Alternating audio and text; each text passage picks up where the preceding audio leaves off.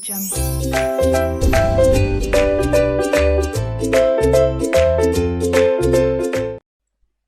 हिंद दोस्तों, I hope आप सबकी पढ़ाई शानदार चल रही है और आपके एंड में पढ़ाई का माहौल चल रहा है। सरकार आ गए हैं नए रिवीजन लेक्चर। चलिए शुरू करते हैं हम पढ़ाई इनडायरेक्ट टेक्स्ट की। पर हाँ, ध्यान रखिएगा, दिल और दिमाग पूरा इधर। ये सुपर फास्ट रिवीजन लेक्चर से एग्जाम डे और बिफोर द एग्जाम्स जब आप रिवीजन करते हो उसमें ये हेल्प करने वाले। पर यस, डेफिनेटली आपको अपनी सीट के बेल्ट बांध के रखने पड़ेंगे, पूरा ध्यान इधर रखना पड़ेगा, माहौल जमना चाहिए। क्लियर? बस ध्यान रखिएगा, आप और मैं बस दो ही लोग हैं जब ये लेक्चर आप देख रहे हो, तब पूरा ध्यान इधर माहौल के साथ। सरकार शुरू करें क्या हम? ओके, तो सबसे पहले टॉपिक लेवी ऑफ जीएसटी। सरकार लेवी कब होता है? सरकार सर सीजीएसटी हो या एसजीएसटी हो या आईजीएसटी हो, जीएसटी लेवी होता है सप्लाई पर यस इंट्रास्टेट सप्लाई पे लगेगा सीजीएसटी एंड एसजीएसटी, और इंटरस्टेट सप्लाई पे लगता है आईजीएसटी। ध्यान रखिएगा, अगर आप यूनियन टेरिटरी के अंदर इंट्रास्टेट सप्लाई कर रहे हो तो सीजीएसटी और यूटीजीएसटी लगेगा। पर Delhi and Puducherry plus Jammu and Kashmir, यहां पे अगर आप इंट्रास्टेट सप्लाई करते हो तो सीजीएसटी और एसजीएसटी ही लगेगा बेटा। क्लियर? ओके, तो सर चार्जिंग सेक्शन दे रखा है सेक्शन नंबर 9। आते हैं हम सीजीएसटी एक्ट में। Charging section CGST act sir section number 9, और सर सेक्शन नंबर 5 दे रखा है आईजीएसटी का सेम है सेक्शन। सर मैं सेक्शन नंबर 9 बोल रहा हूं। सेक्शन नंबर 9 सब सेक्शन 1 बोलता है CGST shall be levied on intrastate supply of goods और सर्विसेज और both. CGST shall be levied on intrastate supply of goods or services or both, except alcohol liquor for human consumption at the rate which will be notified by the government on the recommendation of the GST Council, but not more than 20% of value of such goods or service or both, and it shall be payable by a taxable person. Taxable person मतलब a person who is registered in GST or is liable to be registered in GST. It means अगर आप GST में registered हो तो आपको GST की liability आएगी। पर अगर आप जीएसटी में रजिस्टर्ड नहीं हो, पर अगर आप लायबल टू रजिस्टर हो तो भी आप टैक्सेबल पर्सन हो और आपको जीएसटी पे करना पड़ेगा विद इंटरेस्ट विद पेनल्टी। पर हाँ, अगर आपने जीएसटी में वॉलंटरी रजिस्ट्रेशन करा दिया है तो भी you become a taxable person, इसलिए आप पर जीएसटी लेवी होता है अगर आप टैक्सेबल सप्लाई करते हो तो। Okay sir, section number 9 sub section 2 बोलता है 5 goods: petroleum crude, high speed diesel, motor spirit common known as petrol, aviation turbine fuel और नेचुरल गैस। ये 5 गुड्स ऐसी जिन पे जीएसटी लेवी होगा, but from a date to be notified by the government on the recommendation of the GST council. जो अब तक notify नहीं हुआ, इसलिए 6 गुड्स। कौन कौन सी? दारू और पेट्रोल, घूम लो और झूम लो। इन 6 गुड्स पर अभी जीएसटी लेवी नहीं होता है, इसलिए इन 6 सप्लाई को बोलते हैं non taxable supply. Okay sir, section number 9 subsection 3 reverse charge mechanism. Section number 9 subsection 3 बोलता है गवर्नमेंट के पास पावर है कि वो चाहे तो कुछ गुड्स और सर्विसेज बोथ को नोटिफाई कर सकते हैं। नोटिफाई करके बोल सकते हैं कि यहां पर इन केसेस में recipient shall be liable to pay tax to the government directly, and all the provision of the act will apply on the recipient as if he is the person liable to pay tax to the government directly। कौन कौन सी goods notified है हमारे syllabus में नहीं आता है। कौन कौन सी सर्विसेज नोटिफाइड है, यस हम पढ़ेंगे चैप्टर नंबर 7 के केस में। Sir section number 9 subsection 4 builder के केस में, यस सर ध्यान रखिएगा। सर गवर्नमेंट के पास पावर है कि वो चाहे तो कुछ कैटेगरी ऑफ रजिस्टर्ड पर्सन को नोटिफाई कर सकते हैं, और उसको नोटिफाई किया है बिल्डर को भी, प्रमोटर को।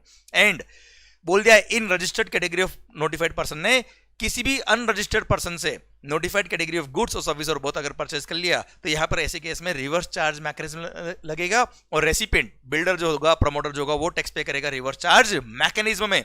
क्लियर? ये भी हम पढ़ेंगे चैप्टर नंबर 7 में सेक्शन नंबर 9। और हाँ ध्यान रखिएगा, सेक्शन 9(3) हो या 9(4) हो, दोनों के केस में बोल दिया recipient shall be treated as if he is the person liable to pay tax, reverse charge लगेगा उस पर। Section number 9 subsection 5 ECO, Ola, Uber. सरकार गवर्नमेंट के पास पावर है कि वो चाहे तो नोटिफाई कर सकती है कुछ सर्विसेज को, केवल सर्विसेज, और एट प्रेजेंट केवल 3 सर्विसेज नोटिफाई करिए, और बोल दिया ये 3 सर्विसेज अगर आपने इलेक्ट्रॉनिक कॉमर्स ऑपरेटर के थ्रू सप्लाई करी है तो ऐसे केस में ECO shall be treated as if he is the supplier of such services, और सारे प्रोविजन ऑफ द एक्ट उस ईसीओ पे लगेंगे as if he is the supplier. ध्यान रखना, यहाँ पे ईसीओ को सप्लायर मान लिया है, और सप्लायर जब टैक्स पे करता है उसको फॉरवर्ड चार्ज बोलते हैं, उसको रिवर्स चार्ज नहीं बोलते, इसलिए सेक्शन 9(3) और 9(4) ही रिवर्स चार्ज है, 9(5) फॉरवर्ड चार्ज है। पर हाँ, at present 3 services: transport of passenger by radio taxi, motor के, मैक्सी के और motorcycle. Sir hotel accommodation service और हाउसकीपिंग सर्विसेज। पर हाँ, होटल अकोमोडेशन और हाउसकीपिंग के लिए बोल दिया अगर supplier of service is liable to be registered in GST तो ऐसे केस में 9(5) नहीं लगेगा, और वो खुद रेस्पेक्टिव सप्लायर ही लायबल होंगे टैक्स पे करने के लिए, अदरवाइज 9(5) लगेगा। पर टैक्सी के केस में सर 9(5) हमेशा लगेगा।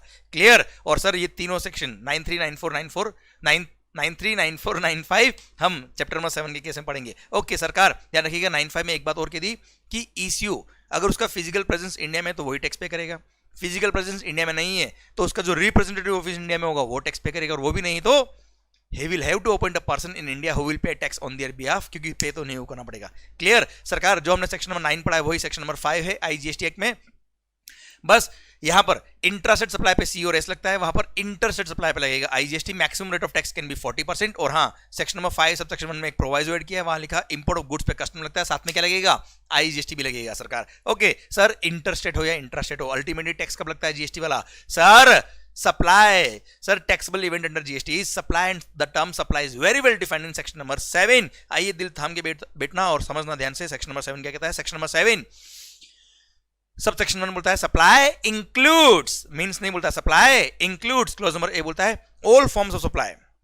Supply includes all forms of supply such as sale, exchange, barter, transfer, lease, license, rental or disposal of what? Goods or services or both. When such supplies are made or agreed to be made by a person for a consideration in the course or furtherance of his business. मतलब cell हो, exchange हो, barter हो, transfer हो, lease हो, licence हो, rental हो, पर या ये भी सब एग्जाम्पल है, clear, but it should be for a consideration. मतलब कंसिडरेशन के लिए किया है तो सप्लाई है, नहीं तो सप्लाई नहीं है। क्विड प्रो क्यो, कंसिडरेशन में बी इन मनी, में be in kind, clear. Consideration के लिए हुआ तो सप्लाई है, नहीं तो सप्लाई नहीं होगा, पर कंसिडरेशन के साथ में it should be in the course और furtherance of business. For example, आपने अपने घर की कोई पर्सनल कार, जो बिजनेस की कार नहीं थी, वो आपने बेच दिया है, no doubt it is for a consideration, but it is not in the course और फर्दरेंस ऑफ बिजनेस, सप्लाई नहीं होगा वो। पर अगर यही बिजनेस का एसेट होता, वो अगर आप बेचते तो इन द कोर्स और फर्दरेंस ऑफ बिजनेस है, फॉर अ कंसिडरेशन है, सप्लाई होगा, क्लियर। अच्छा ध्यान रखिएगा, फॉर अ कंसिडरेशन। एक एग्जांपल देता हूं मैं आपको, एक मंदिर, एक सर्कुलर आया हुआ है, एक मंदिर हो, चैरिटेबल इंस्टीट्यूशन हो, स्कूल हो, कोई भी इंस्टीट्यूट हो, उसने अगर आपने अगर उसको डोनेशन दिया है और उस डोनेशन के लिए उन्होंने अपना ग्रेटिट्यूड शो करने के लिए आपका नाम के लिख दिया कि received a sum of ₹1 lakh, हम आपके बहुत बहुत शुक्रिया अदा करते हैं, we are showing gratitude to you. तो that's not a promotional service by that institute to you, that's not an advertisement services by that institute to you, इसलिए वो सप्लाई के स्कोप में नहीं आएगा। पर अगर मान लो किसी चैरिटेबल इंस्टीट्यूशन या कोई भी इंस्टीट्यूशन ने बोल दिया कि अगर आप हमको 10 लाख रुपए दोगे तो हम आपके बिजनेस का साइन बोर्ड यहाँ पे लगा देंगे, यहाँ बहुत सारे लोग आएंगे, आपका प्रमोशन होगा, और आपने 10 लाख रुपए दिए, तो यहाँ पर कुछ करने के लिए आपने फीस दिया है, क्लियर। तो इट्स अ सप्लाई, वो बिजनेस के स्कोप में आ जाएगा और ये कंसिडरेशन के स्कोप में आएगा, यहाँ पे जीएसटी लगेगा, क्लियर। ओके सरकार, section number 7 sub section 1 clause number B. Sir ध्यान रखिएगा, क्लोज नंबर ए ने बोला है it should be for a consideration plus in the course और फर्दरेंस ऑफ बिजनेस होना चाहिए। क्लोज नंबर बी बोलता है import of services for a consideration, भले इन द कोर्स और फर्दरेंस ऑफ बिजनेस हो या ना हो, उसे कोई फर्क नहीं पड़ता। एग्जांपल, आपने netflix.com का वीडियो का सब्सक्रिप्शन लिया बेटा, तो that is for your personal use, पर it is for consideration, yes supply के स्कोप में आएगा ये। ओके, क्लोज नंबर सी बोलता है कोई बात नहीं, कंसिडरेशन भी नहीं है, कोई बात नहीं। Section number 7 sub section 1 close C बोलता है जो भी ट्रांजेक्शन शेड्यूल 1 में कवर है, 8% 4 ट्रांजेक्शन कवर है, वो 4 ट्रांजेक्शन में अगर कंसिडरेशन नहीं है तो भी क्या होगा, सप्लाई होगा, और सप्लाई है तो जीएसटी लेवी होगा। और 8% 4 ट्रांजेक्शन कौन कौन से कवर है बच्चों, शेड्यूल नंबर 1। सर 4 ट्रांजेक्शन ध्यान से देखिएगा। Sir first, permanent transfer or disposal of the assets of the business, permanent transfer or disposal of the assets of the business where ITC has been availed. मतलब अगर आपने कोई assets के purchase पर ITC लिया था और उसको बाद में आपने परमानेंटली ट्रांसफर कर दिया या डिस्पोज ऑफ कर दिया, तो सप्लाई के स्कोप में आएगा, भले ही आपने विदाउट कंसिडरेशन उसको सप्लाई किया था, क्लियर। पर परचेज पे आईटीसी लिया होगा तो ही सप्लाई के स्कोप में आएगा। ओके सेकंड, सर आपने कोई भी गुड्स और सर्विस और बहुत अपने रिलेटेड पर्सन को या डिस्टिंक्ट पर्सन को सप्लाई किया है इन द कोर्स और फर्दरेंस ऑफ बिजनेस, तो although it is without consideration फिर भी सप्लाई होगा। पर अगर आपने एम्प्लॉइज को पर एनम पर एम्प्लॉय गिफ्ट्स दिए up to value up to ₹50,000 per annum पर एम्प्लॉय, तो वो सप्लाई के स्कोप में नहीं आएगा। ओके ध्यान दीजिएगा, पहली बात तो ये एम्प्लॉय को रिलेटेड के स्कोप में माना है, तभी ये पॉइंट आया बेटा। अच्छा सेकंड बात, सर कोई भी रिलेटेड पर्सन को या डिस्टिंक्ट पर्सन को आप गुड्स या सर्विसेज सप्लाई कर रहे हो, clear, although it is without consideration फिर भी सप्लाई के स्कोप में आएगा if it is in the course और furtherance of business, clear. Example, आपने एक ब्रांच से दूसरी ब्रांच कोई गुड्स इंटरस्टेट मूवमेंट किया मान लो, क्लियर। और इंटरस्टेट मूवमेंट क्या मतलब, डिस्टिंक्ट पर्सन, तो ये distinct person, same PAN number पे 2 अलग अलग रजिस्टर्ड पर्सन को बोलते हैं डिस्टिंक्ट पर्सन। अगर आपने एक ब्रांच से दूसरे ब्रांच में कोई गुड्स ट्रांसफर किया है और दोनों का रजिस्ट्रेशन नंबर अगर अलग अलग है, अगर इंटरस्टेट है तो डेफिनेटली रजिस्ट्रेशन अलग होंगे, और विद इन द स्टेट अगर है तो अगर आपने अलग अलग रजिस्ट्रेशन नंबर ले रखे सेम पेन नंबर पे with in the state also, तो भी वो डिस्टिंक्ट पर्सन कहलाएंगे। और डिस्टिंक्ट पर्सन के बीच में कोई भी गुड्स या सर्विसेज अगर आप सप्लाई करते हो, ऑल्दो विदाउट कंसिडरेशन फिर भी सप्लाई होगा। तो अगर आपने इंटरस्टेट ब्रांच ट्रांसफर कर दिया गुड्स का, तो ये सप्लाई के स्कोप में आएगा। सर सर्कुलर था इस पे, बता देता हूं मैं आपको सर्कुलर भी साथ में। Sir sorry sir, airlines company, मान लो कोई एयरलाइंस है, इंडिगो एयरलाइंस, उसने क्या किया, उसका एक ब्रांच है मुंबई में, एक ब्रांच है दिल्ली में। सर मुंबई ब्रांच के पास कुछ इंजिन वगैरह एक्स्ट्रा पड़े थे एयरलाइंस के, जो एयरक्राफ्ट के इंजन वगैरह जो उसने दिल्ली ब्रांच में ट्रांसफर कर दिए, क्लियर, दिल्ली ब्रांच को रिक्वायर्ड थे। अब सर क्या हुआ, इंटरस्टेट ब्रांच ट्रांसफर हुआ of the goods, clear, obviously in the course of furtherance of business है, भले ही विदाउट कंसिडरेशन फिर भी सप्लाई के स्कोप में आएगा और जीएसटी लगेगा। ओके, सेकंड, अच्छा सेकंड सर्कुलर, अब मान लो कोई मेरे को कोई गुड्स अपनी एक ब्रांच से दूसरी ब्रांच भेजनी है, तो मैंने क्या किया, मेरी खुद की ट्रक थी, मेरे खुद के कन्वेंस थे, मेरा खुद का एयरक्राफ्ट था, कोई व्हीकल था, मैंने उस व्हीकल में रख के उन गुड्स का ट्रांसपोर्ट कर दिया और व्हीकल उन गुड्स को अनलोड करके वापस आ गया, तो क्या व्हीकल सप्लाई हो गया क्या? नहीं, क्लियर। तो मोड ऑफ कन्वेंस, जो ट्रांसपोर्टेशन का मोड होता है बेटा, ट्रेन हो गया, लॉरी हो गया, कार हो गया, बस हो गया, ट्रक हो गया, कोई भी मोड ऑफ कन्वेंस जो केवल गुड्स या पैसेंजर को लेके जा रहा है अपनी दूसरी ब्रांच में, तो दैट मोड ऑफ कन्वेंस थोड़ा सप्लाई हुआ है बेटा, जो गुड्स आपने भेजे वो सप्लाई हुए हैं, क्लियर। हाँ, अगर मोड ऑफ कन्वेंस परमानेंट वहां भेज दिया होता तो वो भी सप्लाई के स्कोप में आता, अदरवाइज सप्लाई के स्कोप में नहीं आएगा। अच्छा हाँ, जो मोड ऑफ कन्वेंस, मान लो मैंने ट्रक अपनी मुंबई ब्रांच से दिल्ली ब्रांच भेजी और उस ट्रक का दिल्ली ब्रांच ने रिपेयरिंग कर दिया, तो repairing is a service supplied by Delhi branch to Mumbai branch, क्योंकि मुंबई ब्रांच की ट्रक थी बेटा वो। सेम वे मान लो हमारी एक बहुत बड़ी इंजीनियरिंग कंपनी है बेटा, क्लियर, हम बड़े बड़े पावर प्लांट, बड़े बड़े फैक्ट्रीज का हम रिपेयरिंग करते हैं, तो क्या होता है, हमने ट्रक में एक ट्रक बना रखी बेटा, उसी में मशीन वगैरह फिट करी हुई है ना, तो क्रेन वगैरह और जितने भी मशीन्स वगैरह हमने ऑन दी व्हील्स फिट करी हुई है। अब अगर वो मूविंग व्हीकल एक प्लेस से दूसरे प्लेस जाता है, हमारी दूसरी ब्रांच में जाता है, तो क्या वो व्हीकल का व्हीकल सप्लाई हो गया क्या, सारी मशीन सप्लाई हो गई क्या? नहीं। हाँ, उसमें जो कंज्यूमेबल्स थे, जो मैंने अपनी इस ब्रांच में उन गुड्स को हमारे ट्रक पे रखा और उस ट्रक को हमने जो दूसरी ब्रांच थी वहां भेजा, वहां पे कंज्यूमेबल जो थे वो कंज्यूम हो गए, जो वापस नहीं आए, तो वो परमानेंट सप्लाई हो गए, तो कंज्यूमेबल्स ही सप्लाई हुए, वो ट्रक का ट्रक सप्लाई नहीं हुआ है, वो machine on the wheel supply नहीं हुआ, वो क्रेन, जितनी मशीन वगैरह थी वो वापस आने वाली है हमारे पास, इसलिए सप्लाई के स्कोप में नहीं आएंगे। क्लियर, ये सर्कुलर्स थे। ओके सरकार ध्यान दीजिएगा, हम बात करते हैं क्या, आपने अगर कोई भी गुड्स या सर्विस और बहुत अपने रिलेटेड पर्सन को सप्लाई करी है या डिस्टिंक्ट पर्सन को सप्लाई करिए इन द कोर्स और फर्दरेंस ऑफ बिजनेस, तो सप्लाई के स्कोप में आएगा, although it is without consideration. ध्यान रखना, रिलेटेड पर्सन के केस में ब्रदर सिस्टर ये रिलेटेड के स्कोप में आते हैं अगर दे आर होली और mainly dependent on you. Clear sir, एक दो क्वेश्चन आए एग्जाम के अंदर, अगर आपका रिलेटेड पर्सन है जो खुद का उसका बिजनेस है, सेटअप है, और आपका भी खुद का बिजनेस सेटअप है बेटा, तो दोनों भाई तो हो सके भाई, पर दोनों एक दूसरे पे डिपेंडेंट नहीं हो, रिलेटेड के स्कोप में नहीं आएंगे। क्लियर, ओके सर ध्यान रखना, एम्प्लॉय को पर एनम पर एम्प्लॉय अगर 50,000 तक की गिफ्ट दिए तो सप्लाई के स्कोप में नहीं आएंगे। Third sir, supply of goods by principal to his agent, schedule 1 para number 3, supply of goods by principal to his agent where agent undertake to supply the goods on behalf of principal. इसी का vice versa section, sir supply of goods by agent to his principal where agent undertake to receive the goods on behalf of principal, ये भी supply के scope में आता है। अच्छा होता क्या सर, वापस बताता हूं मैं with example with circular. Okay, supply of goods by principal to his agent supply के स्कोप में आएगा अगर if agent is undertaking to supply the goods on behalf of principal, मतलब जब एजेंट कस्टमर को गुड्स दे रहा है, जब एजेंट कस्टमर को गुड्स बेच रहा है, उस टाइम इनवॉइस किसका इश्यू कर रहा है, अगर एजेंट कस्टमर को जो बिल इशू कर रहा है वो खुद के नाम का बिल इशू कर रहा है, इट मींस एजेंट ने कस्टमर को बेचा है, तो जब प्रिंसिपल के यहां से एजेंट के यहाँ पे आया होगा उसको सप्लाई मान लेंगे। पर अगर एजेंट जब कस्टमर को बिल दे रहा है वो प्रिंसिपल के नाम का ही बिल दे रहा है, it means principal himself is supplying to the customer, so there is no point कि प्रिंसिपल के यहाँ से एजेंट के यहाँ जाएगा तो उसको सप्लाई मानेंगे, ऐसा नहीं होगा बेटा, क्योंकि प्रिंसिपल ही कस्टमर को बेच रहा है अल्टीमेटली, तो प्रिंसिपल के यहाँ से एजेंट के यहाँ जब जाएगा तो सप्लाई नहीं होगा अगर कस्टमर को प्रिंसिपल का ही इनवॉइस जा रहा है तो। क्लियर, ओके, तो supply of goods by principal to his agent where agent is undertaking to supply the goods on behalf of principal. Okay ध्यान रखिएगा, अगर ऐसा एजेंट है जो प्रिंसिपल की बिहाफ पे सप्लाई कर रहा है, मतलब सर वो खुद के नाम का बिल इशू कर रहा है, तो ऐसे एजेंट को कंपलसरी रजिस्ट्रेशन भी होता है इस पर सेक्शन नंबर 24, और उसको रजिस्ट्रेशन कराना कंपलसरी हो जाएगा, ध्यान रखना। और सेकंड बात, सब प्रिंसिपल के यहां से जब एजेंट के जाएगा तो सप्लाई होगा, उस पर जीएसटी लगेगा, उसका क्रेडिट एजेंट लेगा और एजेंट जब बेचेगा आगे तब जीएसटी लगा के देगा और क्रेडिट यूज कर लेगा। क्लियर, अच्छा एजेंट अगर एक्सक्लूसिवली एग्जाम सप्लाई ही कर रहा है, जैसे एग्रीकल्चर प्रोड्यूस के जो एजेंट होते हैं बेटा इस तरह के ऑक्शनियर वगैरह, वो एक्सक्लूसिवली एग्जाम सप्लाई कर रहे हैं, तो सर ऐसे केस में रजिस्ट्रेशन की जरूरत नहीं होती है, पूरा सर्कुलर मैंने कवर कर दिया। ओके, डेल क्रेडिटर एजेंट की बात भी कर लेता हूं मैं आपसे, अगर जो एजेंट है वो डेल क्रेडिटर एजेंट है, तो डेल क्रेडिटर एजेंट क्या होता है बेटा, वो कस्टमर को कुछ एक्स्ट्रा क्रेडिट पीरियड दे देता है जिसकी वजह से कस्टमर से वो एक्स्ट्रा कुछ कमीशन या इंटरेस्ट चार्ज कर लेता है बेटा, समझना बात को ध्यान से। अब एक्स्ट्रा टाइम पीरियड दिया उसके लिए, उसने एक्स्ट्रा इंटरेस्ट चार्ज कर लिया कस्टमर से, अब वो इंटरेस्ट वैल्यू का पार्ट बनेगा कि नहीं बनेगा, दो केस, अगर एजेंट जो कस्टमर को बिल दे रहा है वो खुद के नाम का बिल दे रहा है, मतलब agent is supplying to the customer, और एजेंट अगर कस्टमर को सप्लाई कर रहा है और उसने over and above the price को इंटरेस्ट चार्ज किया तो इंटरेस्ट भी वैल्यू का पार्ट बनेगा और वैल्यू में इंक्लूड करके उस पर भी जीएसटी लगा देंगे। पर अगर जब एजेंट कस्टमर को बिल इशू कर रहा है उस टाइम पे बिल जो जा रहा है वो केवल प्रिंसिपल का ही बिल जा रहा है, मतलब कस्टमर को तो प्रिंसिपल सप्लाई कर रहा है।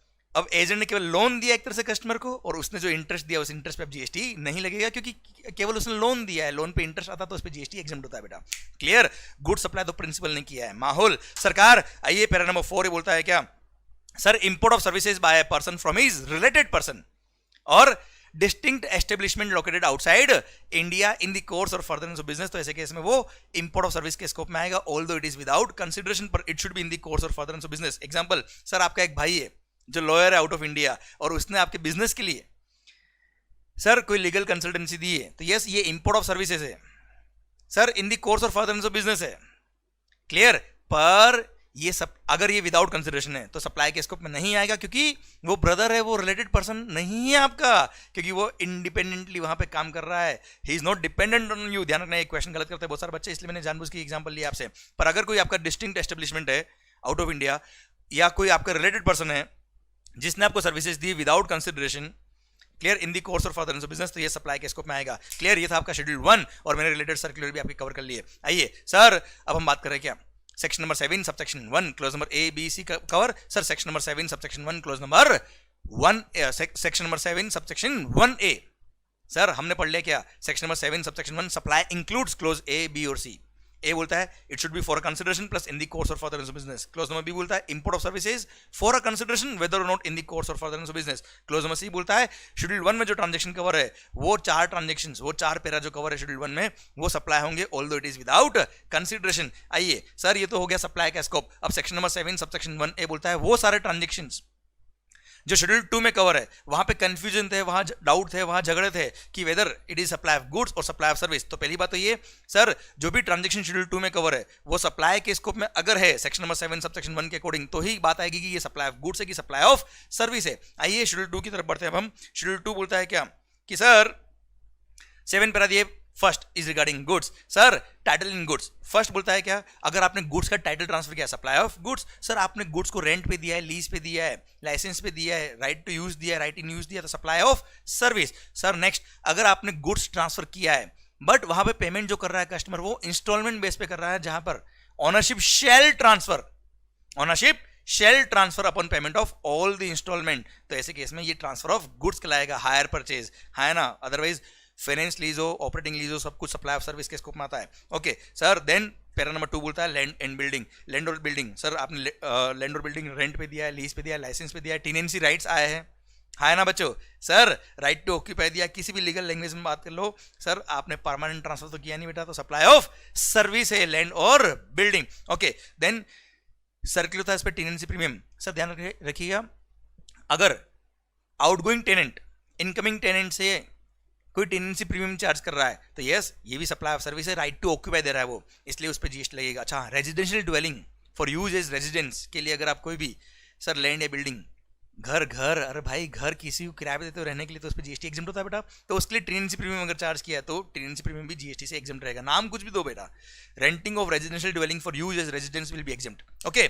Sir then treatment or process, मैंने किसी और की गुड्स पे कोई ट्रीटमेंट या प्रोसेस किया, जॉब वर्क किया, रिपेयरिंग किया, supply of service. Sir then transfer of business assets, ध्यान रखिएगा, permanent transfer or disposal of the asset of the business on the direction of the person who is carrying on the business, तो sir obviously supply of goods. Okay sir ध्यान रखिएगा, second clause बोलता है इसका क्या, अगर when a person ceases to be a taxable person, मतलब उसने अपना रजिस्ट्रेशन क्या करा दिया, कैंसिल करा दिया, सरेंडर हो गया उसका रजिस्ट्रेशन, तो ऐसे केस में जितने भी असेट्स आपको दिख रहे हैं उसके जिसका उसने परचेस पैटीसी लिया है वो सब मान लेंगे उसने खुद ने खुद को ही सप्लाई कर दिया, सप्लाई ऑफ गुड्स के स्कोप में जाएगा। पर इसके 2 एक्सेप्शन है। फर्स्ट, अगर उसका business is getting continued through his authorise representatives, अगर लीगल हायर्स उसके बिजनेस को कंटिन्यू कर रहे हैं तो ऐसे केस में सप्लाई के स्कोप में वो सारे गुड्स को नहीं मानेंगे, क्लियर, सप्लाई नहीं होगा। और सेकंड, अगर उसने अपना business as a going concern transfer कर दिया किसी और पर्सन को and he is continuing the business, तो कोई दिक्कत वाली बात नहीं है, क्योंकि जो ट्रांसफर है उसने अपना रजिस्ट्रेशन क्या कर दिया, सरेंडर, पर जो नया पर्सन है ट्रांसफर उसने नया रजिस्ट्रेशन करा के कंटिन्यू किया है, गवर्नमेंट को कोई लॉस नहीं, तो सप्लाई के स्कोप में कवर करने की जरूरत नहीं है।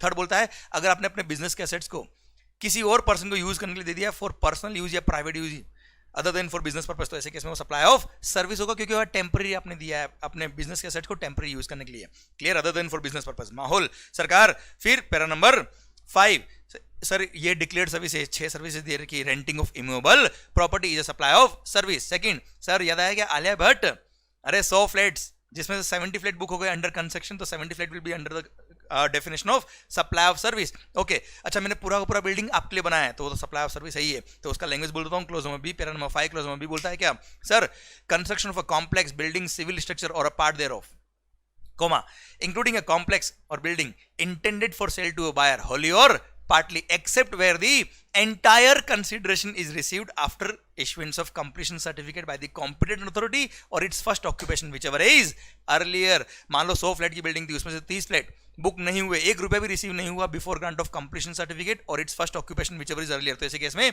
वो 30 फ्लैट सप्लाई ऑफ सर्विस के स्कोप में नहीं आएंगे। और वो 30 फ्लैट जब बाद में सेल करोगे तो सेल ऑफ इमूवेबल प्रॉपर्टी जो शेड्यूल 3 में कवर होता है पैरा नंबर 5 में, और उस पर सप्लाई पे कोई जीएसटी वो सप्लाई के स्कोप में नहीं आता, इसलिए जीएसटी नहीं लगेगा। पर 70 फ्लैट जो बुक हो गए अंडर कंस्ट्रक्शन उसको सप्लाई के स्कोप में कवर करेंगे, उस पर जीएसटी लगाएंगे। अच्छा ध्यान रखिएगा, grant of completion certificate by the competent authority. अच्छा कॉम्पिटेंट अथॉरिटी कौन होता है बेटा, sir it depends on your local और म्युनिसिपल लॉ। अगर आपके लोकल या म्युनिसिपल लॉ ने लिख दिया कि ये गवर्नमेंट अथॉरिटी ही कॉम्पिटेंट अथॉरिटी है to issue the completion certificate, तो वो ही कॉम्पिटेंट अथॉरिटी कहलाएगी। पर अगर आपके लोकल या म्युनिसिपल लॉ में ऐसी कोई रिक्वायरमेंट नहीं है तो registered architect, sir chartered engineer या फिर license surveyor of that area, ये ऑथराइज, ये कॉम्पिटेटिव अथॉरिटी होगी जो कंप्लीशन सर्टिफिकेट दे सकती है अगर गवर्नमेंट अथॉरिटी की रिक्वायरमेंट नहीं है एज पर लॉ। तो क्लियर, डन सरकार। फिर देखिए नेक्स्ट पॉइंट आता है क्या, sir intellectual property right, copyright, patent, trademark etcetera. Sir इसको मैंने टेम्परेरी ट्रांसफर किया है, permitting the use of intellectual property right, तो supply of service. Next software, मैंने आपके लिए कोई सॉफ्टवेयर बनाया है, कस्टमाइज सॉफ्टवेयर बनाया है, डेवलप किया, डिजाइन किया, एनहांस किया, इंप्लीमेंट किया, अपग्रेड किया, सर सप्लाई ऑफ सर्विस के स्कोप में आएगा। देन सर कुछ नहीं करने के पैसे मिल रहे हैं, non compete agreements, obligation to refrain from an act or to tolerate an act or a situation is a supply of service, non compete agreements वगैरह। Okay then sir right to use, किसी goods को मैंने use करने का right आपको transfer कर दिया, supply of service है। राइट इन यूज ट्रांसफर हो या राइट टू यूज ट्रांसफर हो कोई दिक्कत नहीं है, फाइनेंस लीज हो या ऑपरेटिंग लीज हो, अभी सप्लाई ऑफ सर्विस के स्कोप में कोई टेंशन नहीं है। पैरा नंबर 6 वर्क्स कॉन्ट्रैक्ट और रेस्टोरेंट और outdoor catering service supply of service कहलाएगा बेटा। पहले डिस्प्यूट थे पुराने लॉ के अंदर, अब जीएसटी के अंदर तो कोई झगड़े है नहीं बेटा। वर्क्स कॉन्ट्रैक्ट, ध्यान रखिएगा बहुत सारे बच्चे यहाँ कंफ्यूज होते हैं, वर्क्स कॉन्ट्रैक्ट और कंस्ट्रक्शन सर्विस में क्या फर्क है, सिंपल सा। सर मान लो आपकी लैंड है, आपने मेरे को बोला मंगल बिल्डिंग बना, क्लियर, माल मटेरियल लेबर सब मेरा, तो ऐसे केस में सर मैं जो काम कर रहा हूँ वो कॉन्ट्रैक्ट बेस पे काम कर रहा हूँ क्योंकि मटेरियल भी मेरा लग रहा है, लेबर भी मेरी लग रही है। और construction of immovable property, construction करूँ, रिपेयरिंग करूँ, रिनोवेशन करूँ, सर इमूवेबल प्रॉपर्टी के केस में मैंने मटेरियल प्लस लेबर का अगर आपसे कॉन्ट्रैक्ट लिया तो that's a works contract. Clear, 100 crore के लिए मान लो आपकी लैंड थी, आपने मेरे को 100 करोड़ में कॉन्ट्रैक्ट दे दिया, तो I am providing works contract service to you guys. Clear, तो it's a works contract service. Clear, then आता है क्या, रेस्टोरेंट और आउटडोर कैटरिंग सर्विसेज। अगेन इसमें फूड भी होता है बेटा और सप्लाई ऑफ सर्विस तो होती है, पर अगेन इसको इट्स अ कंपोजिट सप्लाई, पर इसको सप्लाई ऑफ सर्विस के स्कोप में कर दिया। अच्छा हाँ, alcohol liquor for human consumption पे तो जीएसटी वैसे भी लेवी नहीं होता, तो यहाँ पे रेस्टोरेंट और आउटडोर कैटरिंग के केस में एल्कोहल लिकर और ह्यूमन कंजम्पशन को छोड़ के, alcohol liquor for human consumption को छोड़ के बाकी सब कोई भी फूड हो, ड्रिंक हो, बेवरेजेस हो, बेवड़े हो, क्लियर, सप्लाई ऑफ सर्विस के स्कोप में आएगा। Okay, para number 7 unincorporated association of person और बॉडी ऑफ इंडिविजुअल्स। क्लियर, उन्होंने अपने ही मेंबर को कोई गुड सप्लाई किया तो सप्लाई ऑफ गुड्स है। क्लियर, सर ये पैरा नंबर 7 में लिखा था। अच्छा एक सर्कुलर था जिसने बोल दिया कि अनइनकॉर्पोरेटेड एसोसिएशन या बॉडी ऑफ इंडिविजुअल्स या जॉइंट वेंचर बोल दो, सोसाइटी बोल दो, उसने अगर अपने मेंबर को सर्विसेज दी है, उसके लिए मेंबरशिप फी लिया, सप्लाई ऑफ सर्विस है। क्लियर, तो सर कोई भी जॉइंट वेंचर या कोई भी इस तरह का सोसाइटी अपने मेंबर से जब फीस मांगता है, मेंबरशिप फी, उसको बोलते हैं कैश कॉल। वो कैश कॉल अगर कैपिटल कॉन्ट्रीब्यूशन है तो वो प्योर ट्रांजेक्शन मनी हो गया बेटा, उस पर सप्लाई के स्कोप में वो नहीं आएगा। पर अगर if that cash call is revenue in nature, मतलब वो फीस ले रहे बेटा, क्लियर, जैसे क्लब है बेटा, मेंबरशिप फी ले लिया आपसे, तो that's a supply of service. अच्छा किसी मेंबर ने क्लब को सर्विसेज दी है तो सर ऐसे केस में मेंबर ने अगर फीस ली है क्लब से तो वो भी सप्लाई ऑफ सर्विस होगी बेटा।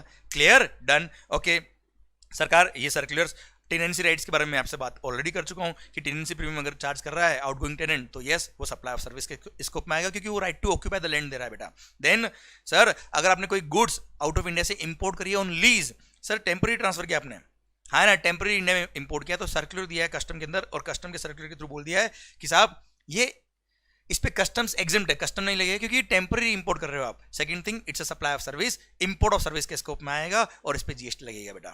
Clear, done. ये था आपका क्या, सेक्शन नंबर 7 सबसेक्शन 1A और उसके रिगार्डिंग सारे circulars. Okay, section number 7 subsection 2 section number 7 subsection 2 बोलता है भाई following supplies are neither supply of goods nor supply of services. Sir ये सप्लाई के स्कोप में ही नहीं आएगा, उसमें दो क्लोज है, क्लोज नंबर ए और क्लोज नंबर बी। पहले हम बात करें क्लोज नंबर ए की। क्लोज नंबर ए ने बोल दिया वो सारे transactions which are covered in schedule 3। कहां कवर है भाई? शेड्यूल 3 में। Those transaction will be neither supply of goods nor supply of services, उन पे कोई जीएसटी नहीं लगेगा। दिल थाम के सुनेगा, स्पीड बढ़ती रहेगी, ऐसी आपका ध्यान पूरा यहां रहना चाहिए और माहौल बनना चाहिए अंदर से। सर शेड्यूल 3 बोलता है क्या? वो ट्रांजेक्शन जिन पे जीएसटी लेवी ही नहीं होगा, these transactions are neither supply of goods nor supply of service. ये सप्लाई ही नहीं है, ये टर्नओवर में ही नहीं आएंगे, सप्लाई की डेफिनेशन में नहीं आएंगे। सर फर्स्ट बोलता है services by, supply of services by an employee for his employer in the course of his employment or in relation to his employment. मतलब सर मान लो मैं आपका एम्प्लॉय हूं और मेरे को in the course of employment आप मेरे से काम कराते हो और मैं आपके लिए काम करता हूं और आप मेरे को सैलरी देते हो, दैट इज नॉट सप्लाई। वो सप्लाई के स्कोप में नहीं आएगा, भले सैलरी दो, बोनस दो, कुछ भी दो, सब क्लियर, वो सप्लाई के स्कोप में नहीं आएगा। पर हाँ ध्यान दीजिएगा बेटा, sir in the course of employment होना चाहिए बेटा। अब मैं एक एग्जांपल देता हूं विद सर्कुलर जो डायरेक्टर के लिए दिया था बेटा, डायरेक्टर्स रेम्यूनरेशन। अब सर डायरेक्टर को आप जो फीस दे रहे हो वो किस कैपेसिटी में दे रहे हो? अगर उसको इन दी कैपेसिटी ऑफ डायरेक्टर कोई फीस दे रहे हो जिसको प्रोफेशनल फी माना जाता है, जिसपे इनकम टैक्स में 194J में टीडीएस कटता है, तो that is a professional fee boss, that is not in the course of employment और उस पर जीएसटी लगेगा। और ध्यान रखिएगा डायरेक्टर सेटिंग फीस या डायरेक्टर को जो आप रेम्यूनरेशन पे करते हो in the capacity of director, तो इसमें कंपनी या बॉडी कॉर्पोरेट ही लायबल होगा रिवर्स चार्ज मैकेनिज्म में। प्लस अगर होल टाइम डायरेक्टर है और उसको सैलरी आप पे कर रहे हो जिसपे इनकम टैक्स में 192 पर टीडीएस कट रहा है, अंडर सेक्शन में 192 टीडीएस कटता है अंडर सैलरी, तो इन दी कोर्स ऑफ एम्प्लॉयमेंट पैसा दिया उस पर जीएसटी नहीं लगेगा। क्लियर, पक्का माहौल। सरकार सेकंड, सर आपने कोई भी कोर्ट को या ट्रिब्यूनल को कोई फी पे करी है तो उस पर कोई जीएसटी नहीं लगता है। Services provided by any court or tribunal established by any law for the timing in force, कोई जीएसटी नहीं लगेगा। अच्छा ध्यान रखिएगा, the court includes district court, high court and supreme court. Okay, plus ध्यान रखिएगा एक और सर्कुलर दे रखा है जिसमें बोला है consumer disputes redressal commission, consumer disputes redressal commission, उसको भी सर कोर्ट का ही दर्जा दिया सीबीआईसी ने। सर्कुलर देके बोल दिया कि वो भी कोर्ट की तरह ही फंक्शनिंग करता है। नो डाउट वो कोर्ट नहीं है पर उसकी फंक्शनिंग कोर्ट की तरह ही है, सारे पावर और ऑब्लिगेशन भी कोर्ट वाले ही है, इसलिए उन्होंने जो भी फीस चार्ज किया उस पर भी जीएसटी नहीं लगेगा।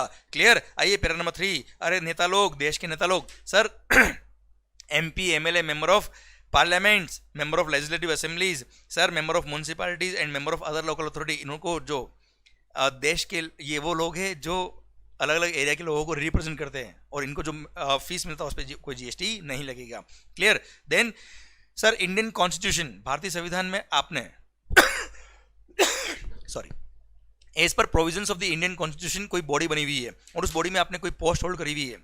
सर जैसे इलेक्शन कमीशन ऑफ इंडिया के आप डायरेक्टर हो, आप चेयरमैन हो और उस पोस्ट की वजह से कोई पैसा मिल रहा है उस पर कोई जीएसटी नहीं लगेगा। थर्ड बोलता है सेंट्रल गवर्नमेंट या स्टेट गवर्नमेंट ने कोई बॉडी बनाई है जैसे आईसीएआई, उसके द प्रेसिडेंट हो आप, सर सेंट्रल काउंसिल मेंबर हो आप, रीजनल काउंसिल मेंबर हो और उस पोस्ट की वजह से अगर आपको कोई पैसा मिल रहा है उस पर जीएसटी नहीं लगेगा। पैरा नंबर 4 बोलता है अंतिम सेवा, sir services of funeral, burial, crematorium, mortuary services including transportation of the deceased, उस पर कोई जीएसटी नहीं लगेगा। देन पैरा नंबर 5 बोलता है sale of land and sale of building subject to para 5 clause number B of the schedule 2, मतलब sir वो 100 flat में से 70 फ्लैट जो अंडर कंस्ट्रक्शन बुक हो गए वो तो सप्लाई के स्कोप में आएंगे, उसके छोड़ के जितनी भी पोर्शन आप सेल ऑफ बिल्डिंग कर रहे हो, मतलब रिमेनिंग 30 फ्लैट्स फॉर एग्जांपल, या सेल ऑफ लैंड या कोई भी बिल्डिंग अगर आप बेच रहे हो तो that is neither supply of goods not supply of service.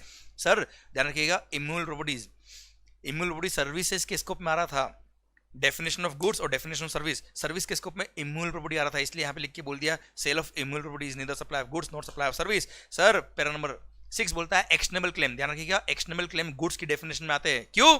क्योंकि betting gambling lottery, betting gambling lottery पे जीएसटी लगाना था, इसलिए एक्शनेबल क्लेम को गुड्स की डेफिनेशन में लेके आए और बोल दिया सप्लाई के स्कोप में आएगा। पर other than batting gambling lottery सारे एक्शनेबल क्लेम शेड्यूल 3 में कवर कर दिए, बोल दिए कि इसके अलावा कोई भी एक्शनेबल क्लेम अगर आप सप्लाई करो तो neither supply of goods not supply of service. इसका एग्जांपल याद है सरफेसी एक्ट, अरे सिक्योरिटाइजेशन है ना, अगर मान लो आईसीआईसीआई बैंक के 500 करोड़ के non performing assets Asrec India Limited ने 10 करोड़ में परचेज कर लिए तो 10 करोड़ में उसने एक्शनेबल क्लेम परचेज किए और जो एक्शनेबल क्लेम परचेज किए सर उस पर कोई जीएसटी नहीं लगेगा क्योंकि वो शेड्यूल 3 में कवर है। पर बैटिंग गैम्बलिंग लॉटरी हो सटोरियो जीएसटी लगता है आपको पता है बेटा, हाँ हाँ, लोग तो बोल रहे हैं हाँ सर हमने देखा है सर बैटिंग गैम्बलिंग लॉटरी के केस में जीएसटी लगेगा, बाकी केस में जीएसटी नहीं लगेगा। ओके, फिर पैरा नंबर 7, 8 और 8B रिगार्डिंग इंपोर्ट सर कोई गुड्स जापान से आपने परचेज किया और चाइना बेच दिया without bringing those goods into India at all, तो ऐसे केस में वो सप्लाई के स्कोप में नहीं आएगा। देन अगर आपने कोई गुड्स इंडिया में इंपोर्ट किया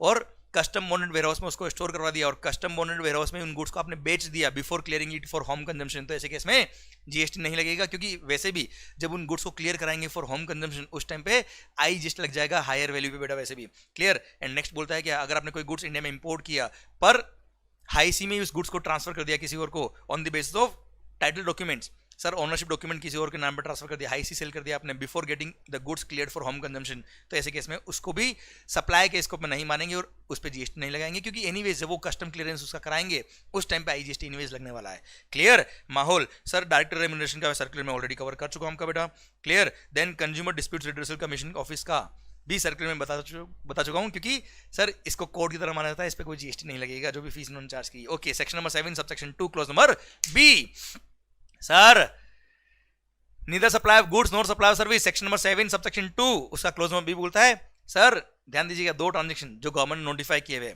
गवर्नमेंट ने नोटिफाई कर दी इन ट्रांजेक्शन को और बोल दिया यहाँ पे कोई सप्लाई नहीं हो, मतलब इन ट्रांजेक्शन को सप्लाई नहीं मानेंगे उसमें। फर्स्ट पॉइंट, ऐसा कोई काम, ऐसी कोई activity which is covered under article number 243W of the Indian constitution, जो म्युनिसिपैलिटी काम है, और article number 243G of the Indian constitution में पंचायत के जो काम लिखे, ये काम म्युनिसिपैलिटी या पंचायती काम क्लियर किसने किए, central government, state government, union territory या लोकल अथॉरिटी ने अगर परफॉर्म किए, उसके लिए जो फीस चार्ज किया उस पर कोई जीएसटी नहीं लगेगा। That will be neither supply of goods not supply of service. तो सर लैंग्वेज बोलता हूं, services provided by the central government, state government, union territory or local authority in relation to the functions which are entrusted to municipality under article number 243W of the Indian Constitution, or in relation to the functions which are entrusted to a panchayat under article number 243G of the Indian Constitution. तो sir this transaction will be neither supply of goods nor supply of services. Second, ओ बेवड़ो sir alcohol liquor for human consumption, दारू बेचने के लिए जो licence चाहिए होता है स्टेट गवर्नमेंट से, तो स्टेट गवर्नमेंट ने लिकर बेचने का जो लाइसेंस दिया उसके लिए लाइसेंस फी या एप्लीकेशन फी जो भी चार्ज करी उस पर जीएसटी नहीं लगेगा। बस ध्यान रखना ये लाइसेंस जो दिया है लिकर सेल करने के लिए उसी के लिए लाइसेंस फी जो लग रहा है उसी पे जीएसटी नहीं लगेगा, बाकी सब पे लगेगा सब। क्लियर माहौल। ये सेक्शन नंबर 7 सबसेक्शन 2 खत्म होता है अब। ओके सर अब आइए एक दो सर्कुलर की बात और कर लेते हैं हम। Sir securities lending services, security lending scheme, sir मान लो आपके पास रिलायंस इंडस्ट्री लिमिटेड के 1 लाख शेयर है, आपने वो लैंड कर दिया through authorised intermediary, clear landing कर दिया, तो उसके लिए जो लैंडिंग फीस आपने चार्ज करी बोरोर से वो सप्लाई के स्कोप में आता है, और बोरोर जिसने सिक्योरिटीज ली है बोरो करी है उसने जो फीस पे की आपको लेंडर को, क्लियर उस फीस पे वो जीएसटी पे करेगा, वो भी रिवर्स चार्ज मैकेनिज्म पे करेगा बेटा, हाँ है ना क्लियर। प्लस जो ऑथोराइज्ड इंटरमीडियरी होता है इसमें उसने जो अपना कमीशन चार्ज किया होगा, उसने जो अपनी फीस चार्ज करी वो भी सप्लाई के स्कोप में आएगी और उस पर भी जीएसटी लगेगा और उसमें इंटरमीडिएट खुद टैक्स पे करेगा बेटा, क्लियर डन। सरकार नेक्स्ट सर्कुलर है, गवर्नमेंट जो ओल्ड यूज्ड व्हीकल्स या सीज्ड या confiscated goods, old and used goods waste to scrap जब गवर्नमेंट बेचती है, गुड्स बेच रही बेटा गवर्नमेंट, तो सप्लाई है और इसमें बोल दिया अगर रेसिपिएंट जीएसटी में रजिस्टर्ड है तो वो टैक्स पे करेगा रिवर्स चार्ज मैकेनिज्म में, पर वैसे भी गुड्स का रिवर्स चार्ज आपके सिलेबस में आता नहीं है, पर हाँ वो सप्लाई के स्कोप में आता है, ये सर्कुलर ने क्लेरिफाई किया। और अगर रेसिपिएंट जीएसटी में रजिस्टर्ड नहीं है, जो खरीद रहा है पर्सन वो अगर जीएसटी में रजिस्टर्ड नहीं तो गवर्नमेंट खुद टैक्स पे करेगा, जो डिपार्टमेंट बेच रहा है वही टैक्स पे करेगा इन पे सब पे बेटा, क्लियर। ओके ये डायग्राम दे रखा सप्लाई के लिए। आइए last provision of the chapter section number 8 composite supply and mix supply. सरकार कंपोजिट सप्लाई और मिक्स सप्लाई क्या होता है sir, when more than one supplies are made together, अब ध्यान दीजिएगा बेटा, if more than one supplies are made together in the ordinary course of business in conjunction with each other, अगर ordinary course of business में वो साथ में supply होते हैं, they are naturally bundled supply, तो ऐसे केस में उसको बोलते हैं कंपोजिट सप्लाई। और कंपोजिट सप्लाई अगर है तो ऐसे केस में पूरे बंडल में जो प्रिंसिपल एलिमेंट है उसमें ही क्लासिफाई करेंगे पूरे ही फीस को और पूरे अमाउंट को हम प्रिंसिपल सप्लाई के अकॉर्डिंग क्लासिफाई करके अकॉर्डिंगली टैक्स लगाएंगे, क्लियर। एग्जांपल देता हूं मैं आपको, क्या सर मान लो आप किसी होटल में गए, स्टे किया गोवा में और उस होटल के अंदर MIP प्लान था आपके पास, मतलब वो प्लान ऐसा था जिसके अंदर फूड भी इंक्लूडेड था बेटा, तो सर होटल में गए 10,000 का बिल था मान लो और इंक्लूडिंग फूड भी था, लंच और डिनर और ब्रेकफास्ट भी था इसके अंदर सर, 10,000 रुपए का था, तो सर ऐसे केस में ये नेचुरली बंडल्ड सप्लाई है, इसमें रेस्टोरेंट सर्विस और होटल अकोमोडेशन सर्विस है, पर ये कंपोजिट सप्लाई के स्कोप में आएगा। यहाँ पे प्रिंसिपल एलिमेंट क्या है, होटल अकोमोडेशन, भाई गोवा के होटल में रुके तो क्या खाना खाने रुके क्या सर, तो principal element is hotel accommodation. अब पूरे 10,000 पे होटल अकोमोडेशन के जो प्रोविजन होंगे वो लगेंगे बेटा। क्लियर। एक और एग्जांपल, मान लो आप एक गुड्स ट्रांसपोर्ट एजेंसी हो बेटा। अब जीटीए क्या करता है, सर्कुलर भी दे रखा है इसका बेटा, गुड्स का ट्रांसपोर्टेशन तो करता ही करता है, साथ में लोडिंग अनलोडिंग पैकिंग अनपैकिंग भी कर देता है मान लो काम। क्लियर। तो सर ये ऑर्डिनरी कोर्स ऑफ बिजनेस में लोडिंग अनलोडिंग वगैरह जीटीए प्रोवाइड करता है। अब अगर ये काम कर रहा है तो इट्स अ कंपोजिट सप्लाई। अब इसमें प्रिंसिपल एलिमेंट क्या है, ट्रांसपोर्ट ऑफ गुड्स। तो पूरा फीस जो उसने चार्ज किया वो ट्रांसपोर्ट ऑफ गुड्स में क्लासिफाई करेंगे और अकॉर्डिंगली प्रोविजंस अप्लाई होंगे। Okay sir, mix supply, whenever more than one supplies of goods और सर्विस और बोथ, साथ में आपने सप्लाई करी है, जब फीस सिंगल चार्ज करी है और वो ऑर्डिनरी कोर्स ऑफ बिजनेस में साथ में सप्लाई नहीं होते, नेचुरली वो साथ में सप्लाई नहीं होते, पर आपने आर्टिफिशियली उनको बंडल बना के साथ में बेचा है, तो ऐसे केस में it is called mix supply. अब सिंस उसके लिए आपने सिंगल प्राइस चार्ज किया तो उसको पूरे सिंगल प्राइस को किस में क्लासिफाई करेंगे, तो सर सेक्शन नंबर 8 ने क्लियर बोल दिया है कि ऐसे केस में उस पूरे बंडल में देखो, उस पूरे कॉम्बिनेशन देखो, जितनी भी गुड्स और सर्विसेज है उसमें हाईएस्ट रेट किसका है, sir entire bundle will be classified under the heading of that supply which gives it highest liability, उसमें क्लासिफाई कर देंगे। फॉर एग्जांपल, नीचे फूलों की दुकान, ऊपर गोरी का मकान, अरे हाँ है ना, मान लो एक बंगलो है 2 फ्लोर का, फर्स्ट फ्लोर और अबे वो ground floor, sir ground floor मान लो उसने मान लो एक बंगलो है जो आपने रेंट पे लिया और ग्राउंड फ्लोर को यूज कर रहे हो फॉर कमर्शियल पर्पस और फर्स्ट फ्लोर को यूज कर रहे हो फॉर रेजिडेंशियल पर्पस, पर रेंट जो है वो कॉमन लिया है 1 लाख रुपए पर मंथ। तो ऐसे केस में देखो बेटा, बंगलो किराए पे दिया है, रहने के लिए तो एग्जम्प्ट होता, पर यहाँ पे तो कमर्शियल यूज भी आ रहा है और रेंटिंग का घर काम आ रहा है, रहने के लिए भी बेटा, तो it's a mix supply. Ordinary course of business में साथ में सप्लाई नहीं होता है, तो पूरे के लिए जो 1 लाख रुपए रेंट चार्ज किया, सिंगल फीस चार्ज करी है, तो पूरे को हाईएस्ट लायबिलिटी जो होगा उसमें क्लासिफाई करेंगे, मतलब पूरे घर को, पूरे बंगलों को रेंट जो है 1 लाख रुपए, उसको पूरे को कमर्शियल यूज के लिए क्लासिफाई कर देंगे और पूरे पे टैक्स लग जाएगा। क्लियर माहौल। ये था एग्जांपल किसके लिए, मिक्स सप्लाई के लिए। अच्छा ध्यान रखना, there is no single jacket formula which can define कि कौन सा सप्लाई मिक्स सप्लाई है, कौन सा सप्लाई कंपोजिट सप्लाई, आपको केस टू केस में डिफाइन करना पड़ेगा। प्लस अगर कंपोजिट सप्लाई है तो वहां पे आपको देखना पड़ेगा कि कौन सा सप्लाई प्रिंसिपल सप्लाई है। Principal supply depends on case to case. Clear. अच्छा, कुछ सर्कुलर से वो मैं समझाता हूं आपको, जैसे जीटीए वाला मैं आपको ऑलरेडी बता चुका हूं, जिसमें लोडिंग अनलोडिंग पैकिंग और अनपैकिंग भी है, तो उसमें principal element is transportation of the goods. पर अगर उसने पैकिंग अनपैकिंग वगैरह के लिए अलग से फीस चार्ज किया, अलग से कॉन्ट्रैक्ट, तो बात ही खत्म हो जाएगी सर, वो कंपोजिट के स्कोप में नहीं आएगा। नेक्स्ट है रीट्रेडिंग ऑफ टायर्स। पुराने टायर जो होते हैं उनको जब रिफर्बिश करते हैं उसको बोलते हैं रीट्रेडिंग ऑफ द टायर्स। इसमें क्या होता है, जो फैक्ट्री वाला होता है वो टायर पे रबर भी लगाता है और उसको नया बना के भी देता है, तो ऐसे केस में it's a supply of service. Principal element is a supply of service, नया टायर को बनाना और उस पर रबर वगैरह भी लगाना, सारे मटेरियल भी लगाना, इट्स अ कंपोजिट सप्लाई, पर principal element is supply of service. अच्छा, आप अगर रीट्रेडेड टायर को बेचते हो, मैं रीट्रेड होके आ गया मेरे पास, अब रीट्रेडेड टायर को बेचते तो that's only supply of goods.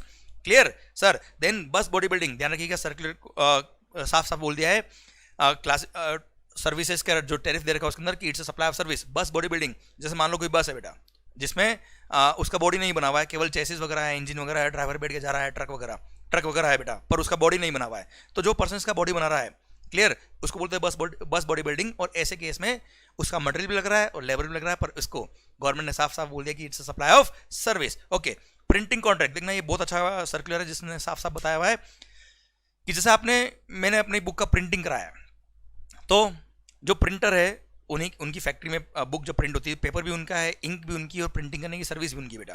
तो इसमें प्रिंसिपल एलिमेंट क्या है, इट्स अ कंपोजिट सप्लाई, साथ में सप्लाई होता है। फोटोकॉपी आप कराते हो बेटा, तो फोटोकॉपी जब आप कराते हो किसी भी बुक का, किसी भी पेज का, देखना पेपर भी उनका होता है, प्रिंटिंग की सर्विस भी उनकी होती है बेटा।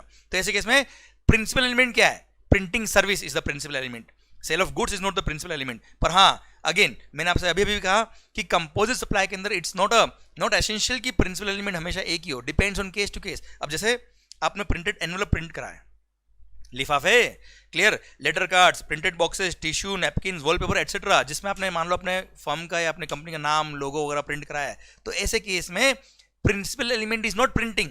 ऐसे केस में principal element is envelopes, letter cards, printed boxes, carton वगैरह होते हैं ना बेटा, ये टिश्यू पेपर, ये माना जाएगा टिश्यू पेपर ही बेचा है उसने, वॉलपेपर ही बेचा है, भले प्रिंट किया उसने अपना नाम, कोई दिक्कत नहीं है। पर अगर आपने books, pamphlet, brochure, annual report, इस तरह की कुछ प्रिंटिंग करी तो वहां पे printing service is more essential, इसलिए प्रिंसिपल सप्लाई प्रिंटिंग सर्विस होगी बेटा। क्लियर। अच्छा, अब गुड्स सर बुक्स प्रिंट हो गई, उसके बाद आप बेच रहे हो तो it's a supply of goods obviously.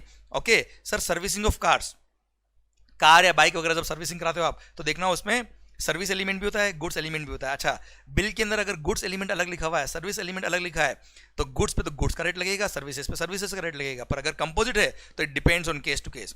मतलब उसने सिंगल बिल दिया है, किसी कार खराब हो गई, 1 लाख रुपए दिया, 1 लाख में कार सही करके देना है, मटेरियल लगे हो तेरा, लेबर लगे सब तेरी, तो ऐसे केस में इट्स अ कंपोजिट सप्लाई। पर इसमें प्रिंसिपल एलिमेंट क्या होगा, depends on case to case. CBSE ने खुद ने बोला है केस टू केस में देखना पड़ेगा सब आपको।